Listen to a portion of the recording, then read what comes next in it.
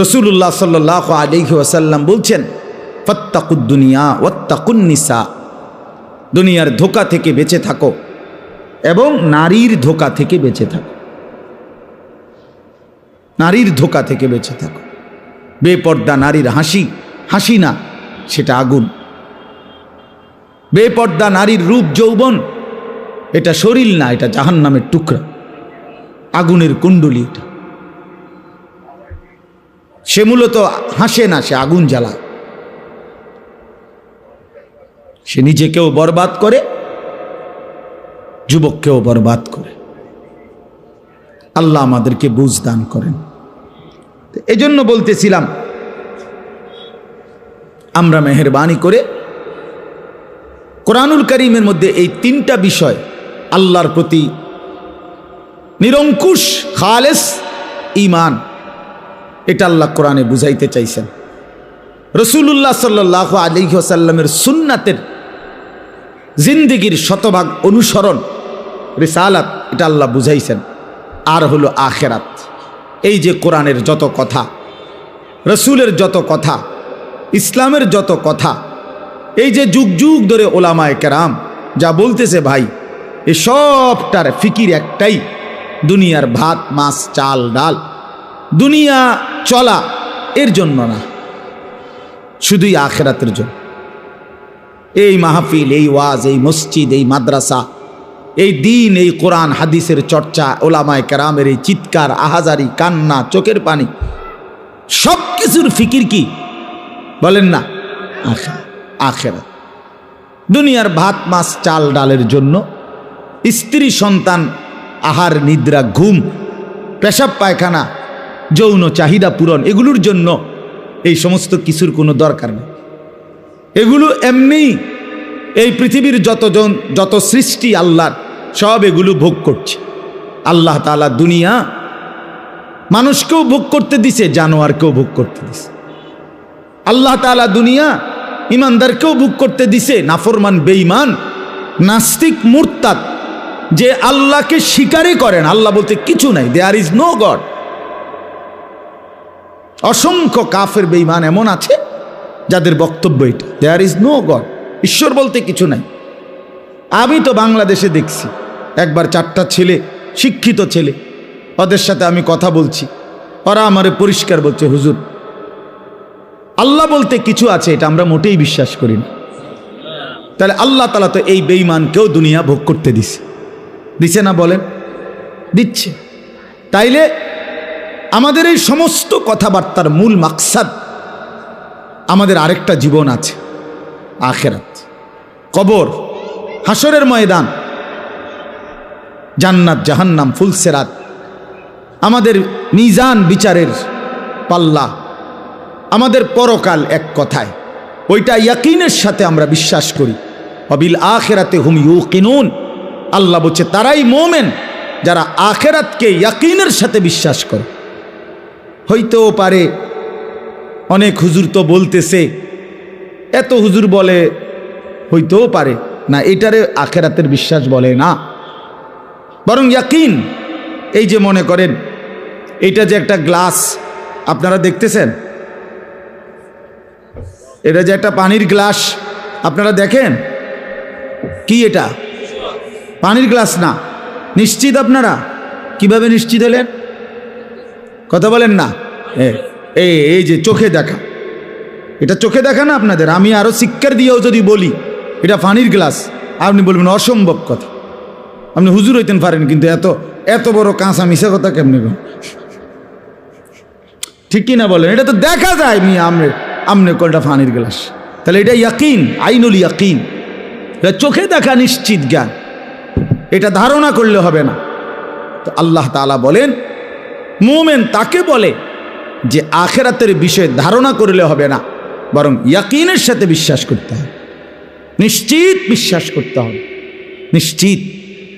নিশ্চিত না দেখেই কবর, হাসর, মিজান, ফুলসেরাত, আখিরাত, কিয়ামত, ইসরাফিলের ফু, এই সব।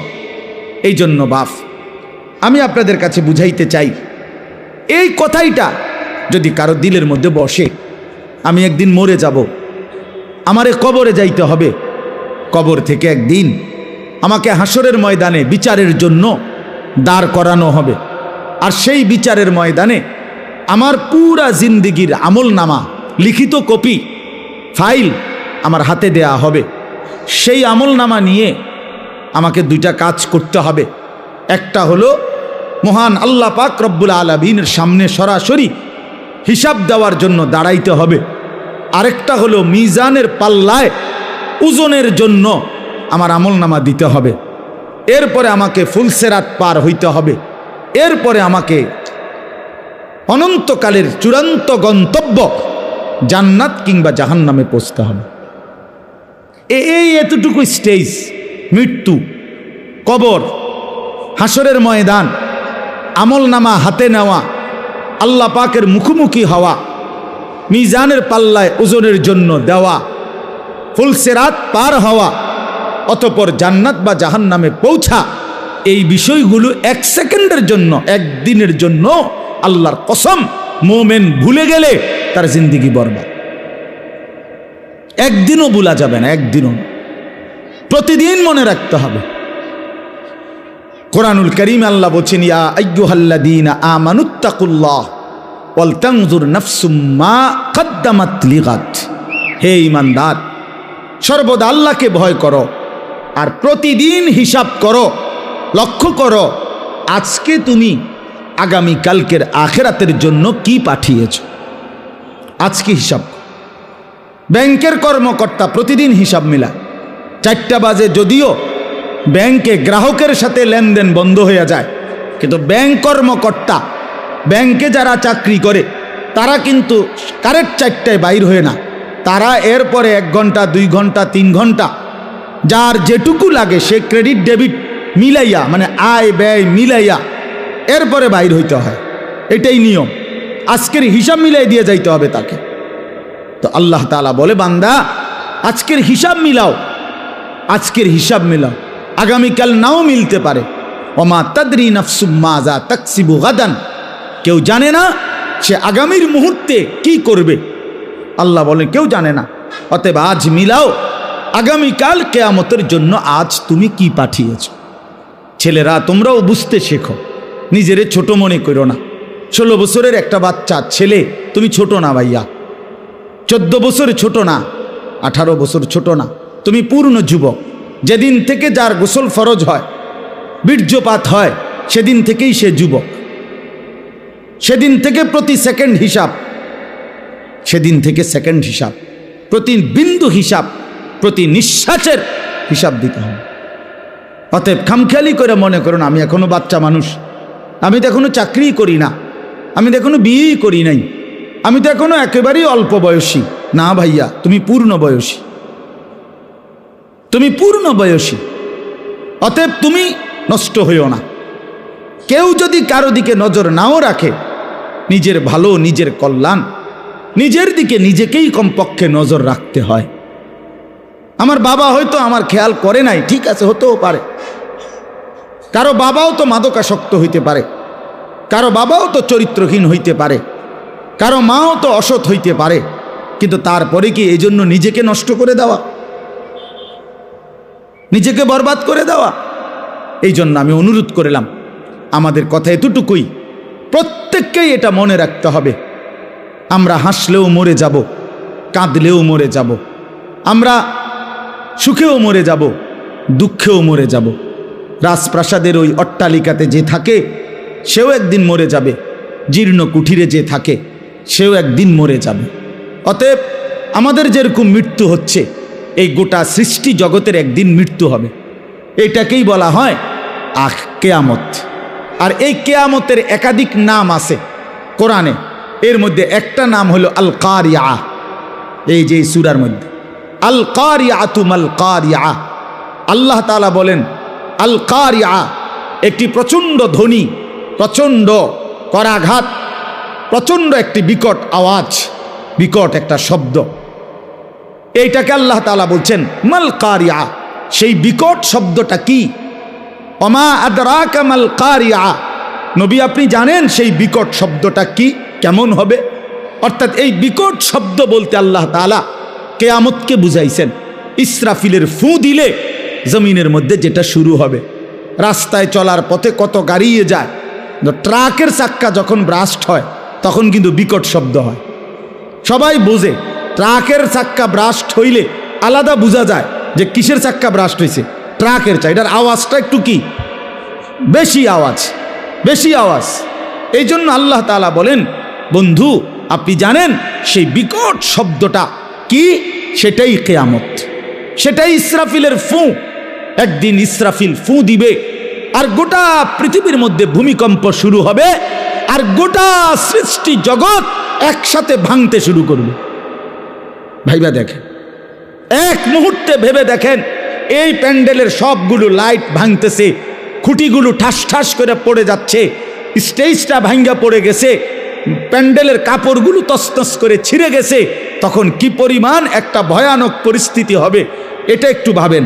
আর এবার ভাবেন, সাত আসমান চুরচুর করে ভেঙে যাচ্ছে, কোটি কোটি কোটি কোটি তারকারাজি খসে খসে পড়ছে, সাগর নদীর পানিগুলো টকবগে উৎরাইতেছে, পাহাড়গুলো তুলার মতো উঠতেছে, মাটিগুলো রেজা রেজা পাউডার পাউডার হয়ে গেছে, গোটা কায়নাত ভাঙচুর চলছে।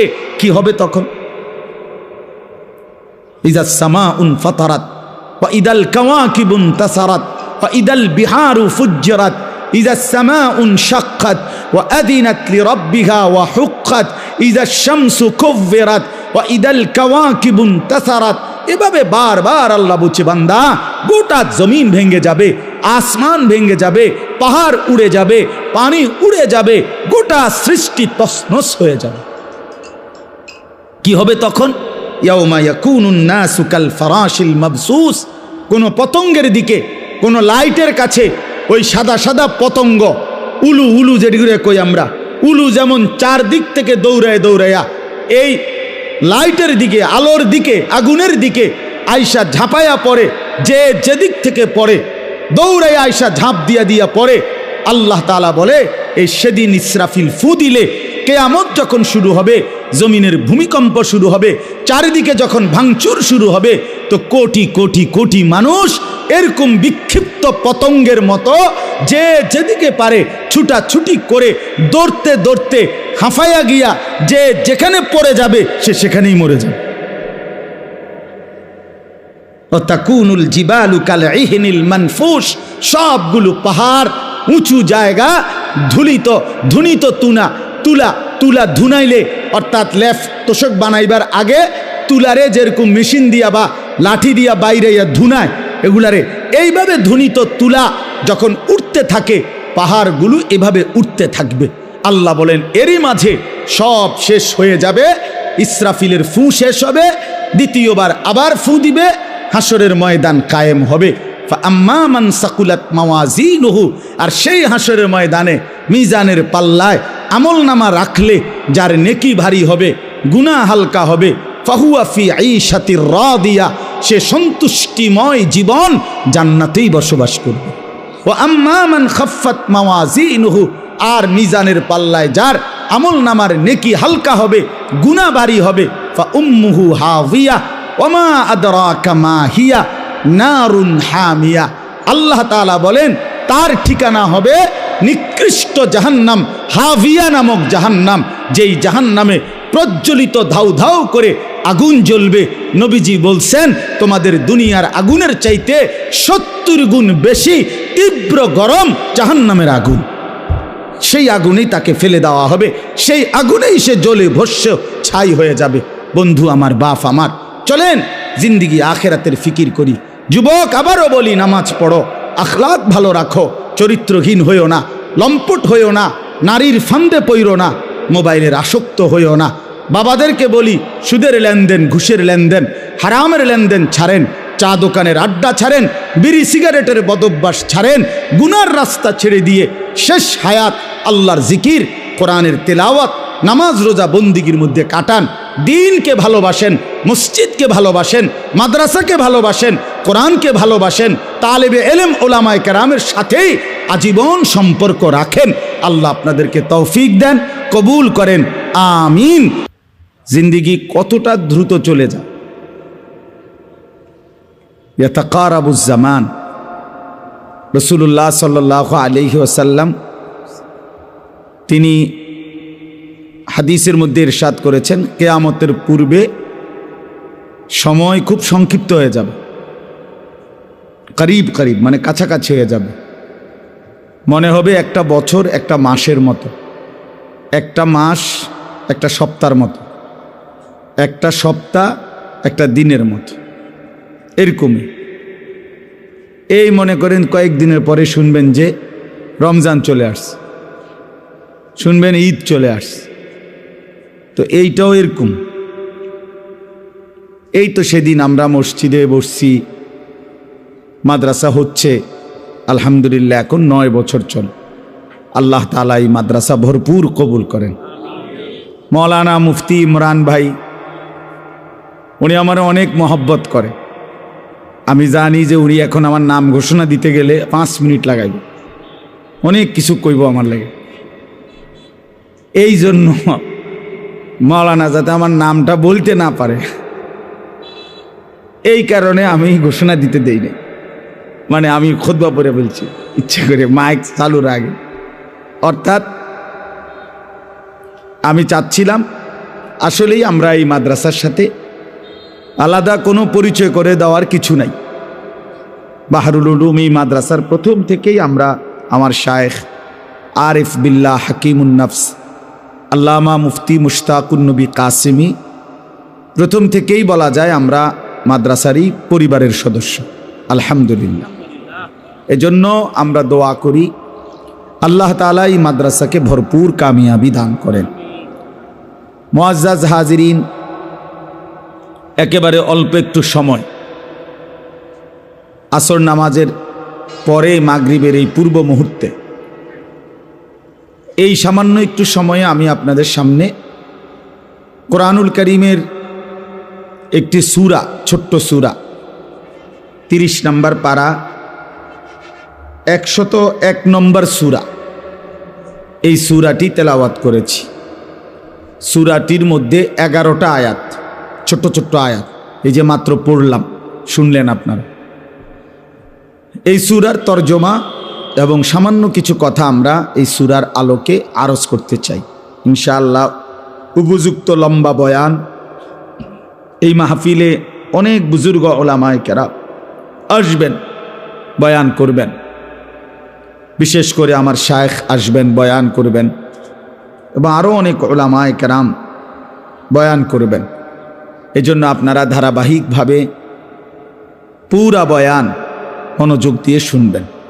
বিশেষ করে নওজোয়ান ছেলেরা, তোমাদেরকে বলি ভাই, কোনো ব্যক্তি বিশেষের জনপ্রিয়তায় বয়ান শুনো না, তাইলে তেমন উল্লেখযোগ্য ফায়দা হবে না। অর্থাৎ এই বক্তা একটু জনপ্রিয়, ওই বক্তা একটু অপরিচিত, এগুলো কোনো বিষয় না। বিষয় তো হেদায়েত বিষয়, নিজের জীবনের পরিবর্তন মূল বিষয়।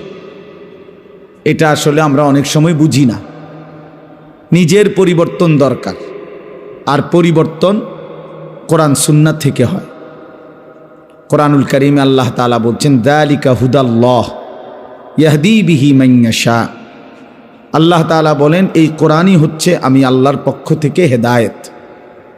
আমি যাকে ইচ্ছে করি এর দ্বারাই, মানে এই কোরআনের দ্বারাই হেদায়েত দিয়ে থাকি। তাহলে কোনো ব্যক্তির দ্বারা না, এখানে কোরআনের দ্বারা আল্লাহ তাআলা তিনি ইচ্ছে করলে হেদায়েত দিয়ে থাকেন।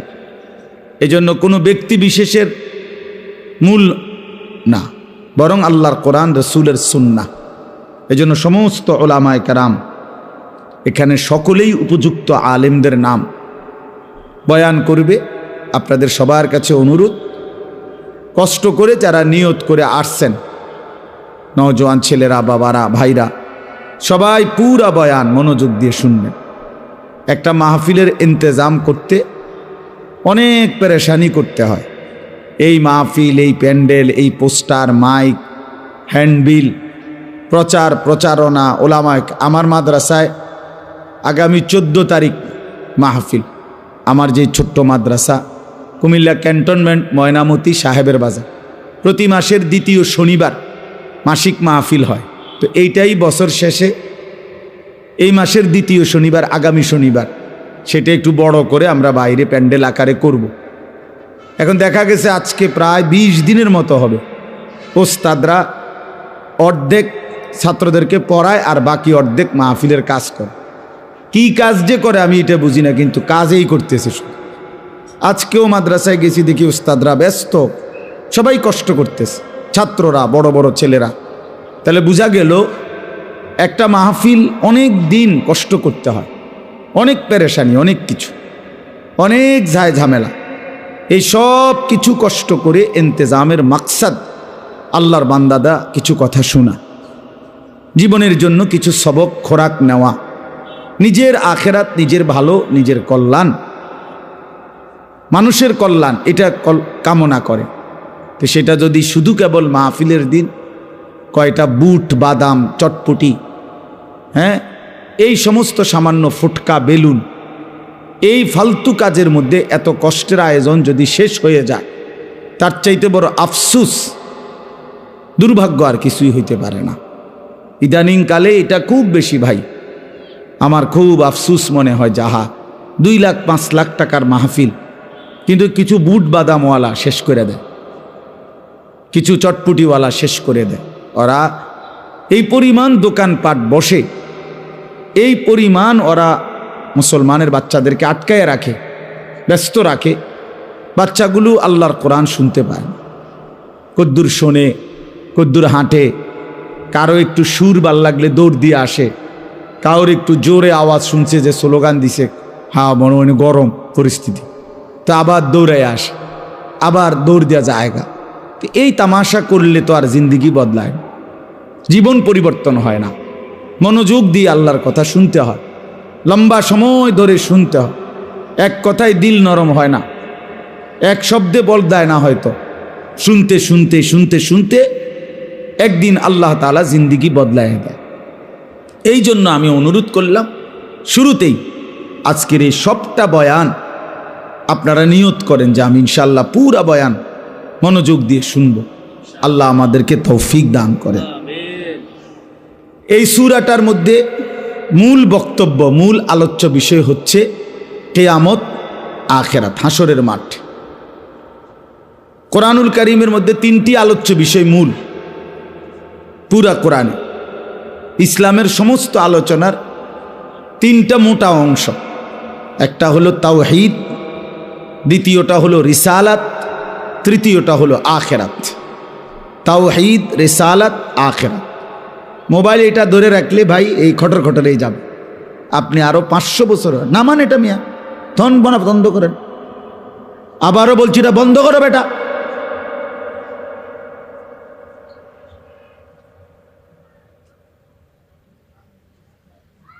যতক্ষণ মোবাইল হাতে ধরা থাকে অতক্ষণ এই মানুষটার ফিকির এটার ভিতরেই থাকে। এক বিন্দু, একটা শব্দ সে কিছু বোঝে না,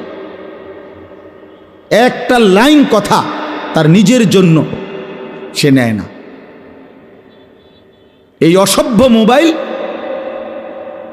তারে এটার মধ্যে বাইধা রাখে, এটা পরীক্ষিত প্রমাণিত কথা। মানে এটার মধ্যে ঠিকমতো উঠতেছে কিনা,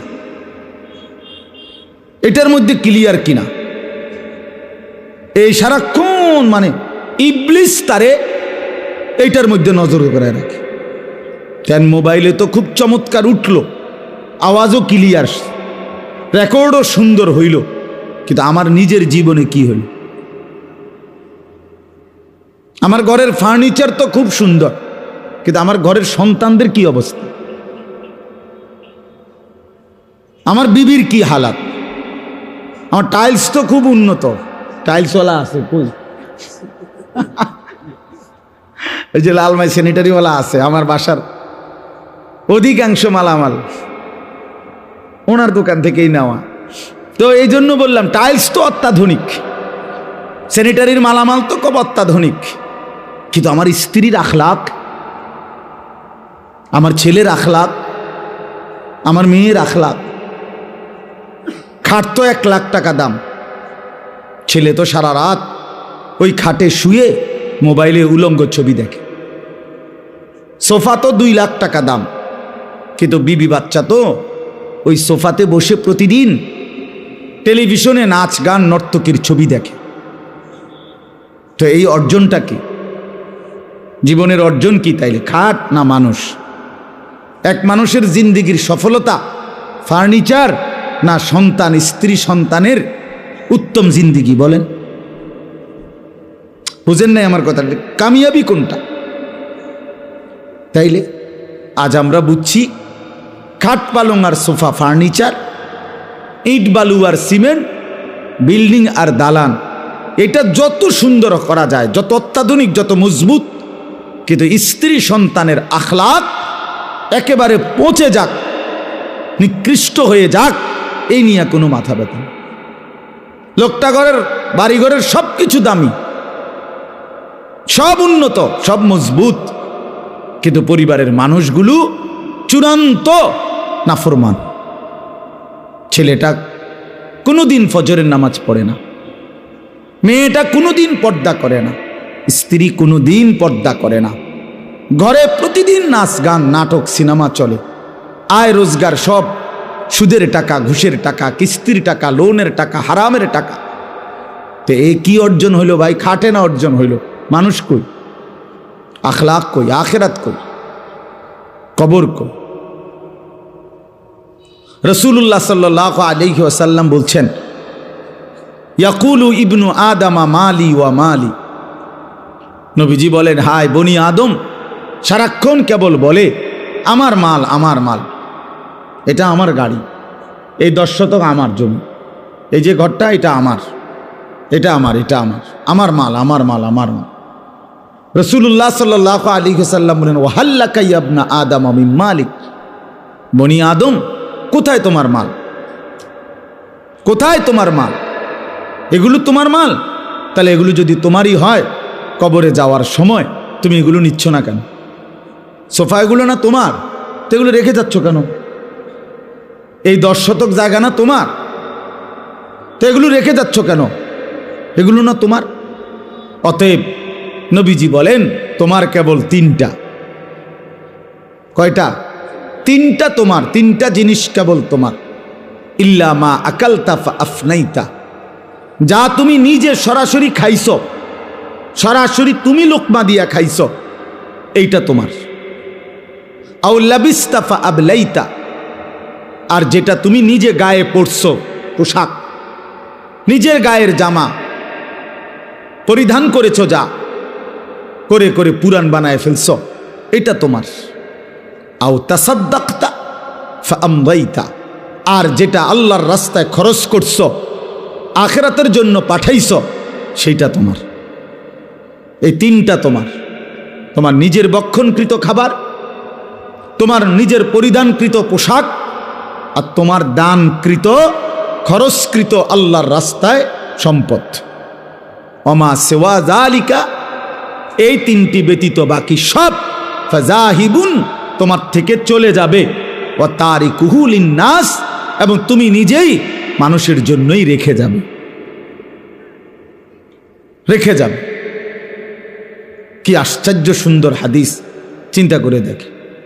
এর চাইতে চূড়ান্ত বাস্তবতা আর কি হইতে পারে? নবী সাল্লাল্লাহু আলাইহি ওয়াসাল্লাম স্পষ্ট করে বুঝাই দিছে, তুমি কেবল বললে হবে না, এই 3টাই শুধু তোমার। রাসূলুল্লাহ সাল্লাল্লাহু আলাইহি ওয়াসাল্লাম বলেন, ইয়াতবাউল মাইয়িতা সালাসাতুন, কোন মৃত ব্যক্তির লাশ যখন কবরস্থানের দিকে রওনা দেয় খাটিয়া করে, তো তার সাথে 3টা জিনিস যায়। ফায়ারজিউ ইসনান ওয়া ইয়াবকা ওয়াহিদ, 2টা জিনিস ফিরে আসে, একটা জিনিস কেবল থেকে যায়, থেকে যায়। তার সাথে যায় তো 3টা জিনিস, মালুহু ওয়া আহলুহু ওয়া আমালুহু। তার কিছু মাল, এই যে উপরে লাশের কাপড়টা, খাটিয়াটা, আগরবাতি ইত্যাদি ইত্যাদি ছোটোখাটো জিনিস, এগুলোই সামান্য একটু জিনিস, মাল, অল্প মাল, এইটুকু যায়। আর তার পরিবারের সদস্যগুলো যায়, আর তার আমলটা যায়। ফায়ারজিউ আহলুহু ওয়া মালুহু, অতঃপর তার মাল এবং তার পরিবার এগুলো ফিরে আসে, খাট এবং অন্যান্য জিনিসপত্রগুলো সব ফিরায় নিয়ে আসে, পরিবারের সদস্যরাও ফিরে আসে। ওয়ায়াবকা আমালুহু, শুধু তার আমল এটাই থেকে যায়, তার সেজদাটাও থাইকা যায়, চুরিটাও থাইকা যায়, সুদও থাইকা যায়, নামাজও থাইকা যায়, যেটা করছে এটাই থাইকা যায়, এটাই থেকে যায়। এই জন্য বাপ ভাই এটা বোঝা উচিত, এটা বোঝা উচিত। তোমরা ছেলেরা বুঝতেই চাও না, তোমরা নওজোয়ান কিছু ছেলে বুঝতেই চাচ্ছ না যে এই 24 ঘন্টা এই মোবাইলের আসক্তি তোমাদেরকে একদিন বরবাদ করে ফেলবে, এবং করে ফেলছে ইতিমধ্যে। তোমাদের অসংখ্য ছেলের মধ্যে কোনো চরিত্র নাই, আখলাক নাই, নারী ছাড়া, উলঙ্গ ছবি ছাড়া, জেনা ব্যভিচারের দৃশ্য ছাড়া, নর্তকী ছাড়া তোমাদের 1 ঘন্টাও চলে না। এর চাইতে বর্বরতা, হিংস্রতা, এর চাইতে পশুত্বের জিন্দিগি আর কিছু হইতে পারে। আইয়ামে জাহিলিয়াতের মানুষরাও 24 ঘন্টা এভাবে নারী নিয়া করেছিল না। যখন ছিল জাহিলি যুগ, অজ্ঞতার যুগ, যখন নারী পানির মতো ছিল, যখন নারীর কোনো সামান্য মর্যাদা ছিল না, নারী ভোগের পণ্য ছিল, তখনও তারা, আমি নিজে পড়ছি, পৃথিবীর ইতিহাসে ইসলাম পূর্ব যুগে ইরানে একটা মতবাদ ছিল 3 জিনিসে সবার অধিকার, কারো একক অধিকার নাই। নাউজুবিল্লাহ। 1 নাম্বার হলো আগুন, 2 নাম্বার হলো পানি, 3 নাম্বার হলো নারী। আগুন, পানি, নারী, এটা ঐতিহাসিক তথ্য। এই 3 জিনিসে কারো একক অধিকার নাই, সবার সমান অধিকার, মানে যে যখন ব্যবহার করতে পারবে। নাউজুবিল্লাহ। এত নিকৃষ্ট ছিল যেই সমাজ, সেই সমাজের মানুষরাও 24 ঘন্টা নারী নিয়ে পড়ে থাকত না। তাদের ওই সময়ও তারা যোদ্ধা ছিল, তারা হাতিয়ার ব্যবহার করত, তারা সম্মুখ যুদ্ধ করত, বছরের পর বছর লড়াই করত, শৌর্য, বীর্য, গর্ভ, বীরত্ব, বাহাদুরি তখন তাদের রক্তের মধ্যে ছিল। আজকে এই মোবাইল, এই নারীর লোভ, এই ছবি, নাচ, গান, আর এই নিজের ছবি নিজে উঠানো, এই অসভ্যতা লক্ষ কোটি ছেলে পেলেকে একটা অপদার্থ, একটা ফালতু অকর্মণ্য মানুষ বানায় ফেলছে। এটা চলেও না, হাসেও না, কান্দেও না। এই অপদার্থকে দিয়া মোবাইল টিফা ছাড়া আর কিছু হয় না। পৃথিবীর কোনো কাজে ওই লাগে না, কোনো কাজে লাগে। আপনি দেখবেন যে সমস্ত হাইওয়ানগুলো সারাদিন মোবাইল টিপে, পাঞ্জাবিওয়ালা হোক আর পাঞ্জাবি ছাড়া হোক, টুপিওয়ালা হোক আর টুপি ছাড়া হোক, এই অপদার্থকে দিয়া কোনো কাম হয় না, কিচ্ছু হয় না এগুলোতে। এগুলোর জিন্দিগি শাহওয়াতের জিন্দিগি, শুধু শাহওয়াত। একটা জিনিসের কাছে হেরে গেছে, লজ্জাস্থানের একটা চাহিদা আছে, কামনা, বাসনা, শাহওয়াত, এইটার কাছে হেরে গেছে। জীবনের বাকি আর কোনো কিছু নেই। আস্তাগফিরুল্লাহ, আস্তাগফিরুল্লাহ। ভাই আমার, বন্ধু আমার, এটা সুস্থ স্বাভাবিক মানুষের জীবন নয়।